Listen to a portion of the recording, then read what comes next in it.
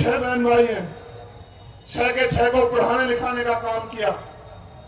और क्योंकि 6 बच्चों को पालना कोई आसान काम नहीं है, मैं जानता हूं कि मेरे पिता ने मुझे जूता खरीदवाया, मुझे मेरे भाई को, और अपने आप टूटी चप्पल से नौकरी की। मेरे पिताजी 40 किलोमीटर साइकिल चला के जाते थे कि हमारे पेट में रोटी आ सके। मेरी मां पशु पालती थी, आज भी हमारे लोग पालते हैं गांव देहात में। खेत से जाके घास लाती थी, मैं जब स्कूल से आता तो खेत पे जाता, घास की गठरी उठा के लाता, फिर उसको मशीन में काटता। मेरी मां उसे उस दूध को बेच के हमारे लिए खर्चा जुटाती। मैंने गरीबी देखी, धीरे धीरे बड़े होते गए। एक समय आया,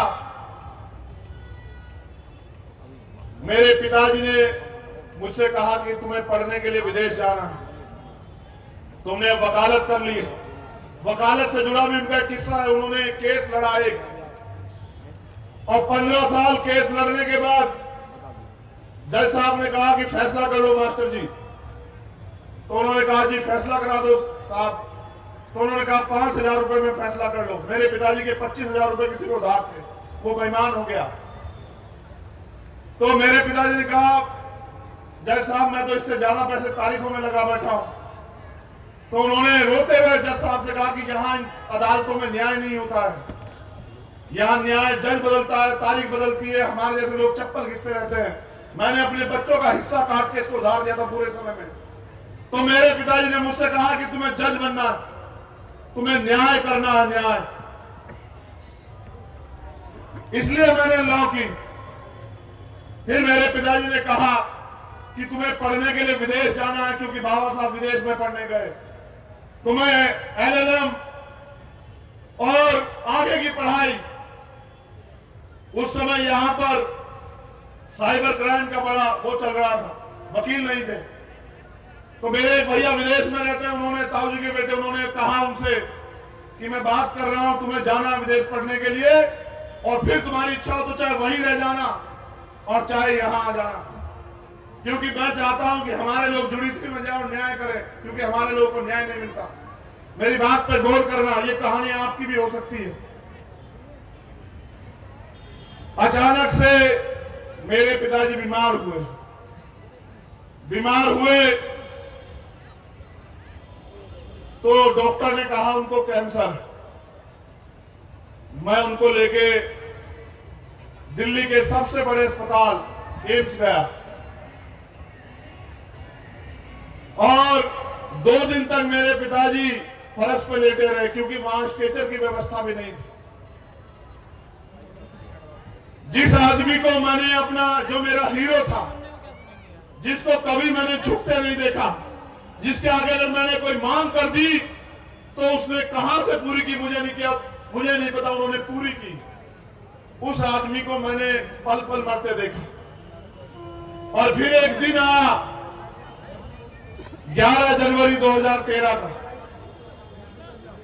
बेहतर इलाज न मिलने के कारण मैंने अपने पिता को, मेरे हाथों में मेरे पिता ने दम तोड़ दिया। सुबह के 4 बज रहे थे।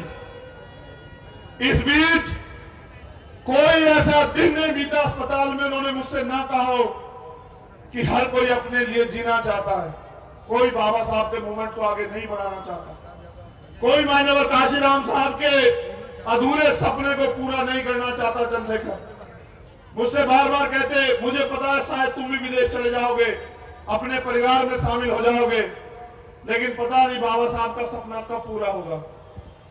जिस दिन उनको मैंने खोया 11 जनवरी 2013 को, मैंने ये वचन दिया उनके शव को कि मैं अपने जीवन का आखिरी कतरा तक जो है, आखिरी मिनट तक तो जो है, वो बाबा साहब अम्बेडकर के मिशन को पूरा करने के लिए लगा दूंगा। आज के 11 जनवरी 2013, और ये जब इस बार 11 जनवरी 2023 आई तो मैंने अपनी मां से कहा कि मुझे 10 साल हो गए घर छोड़े हुए, और मैं कोशिश करता हूं कि खाने से पहले भी अगर कोई काम हो तो उसको निपटा दूं।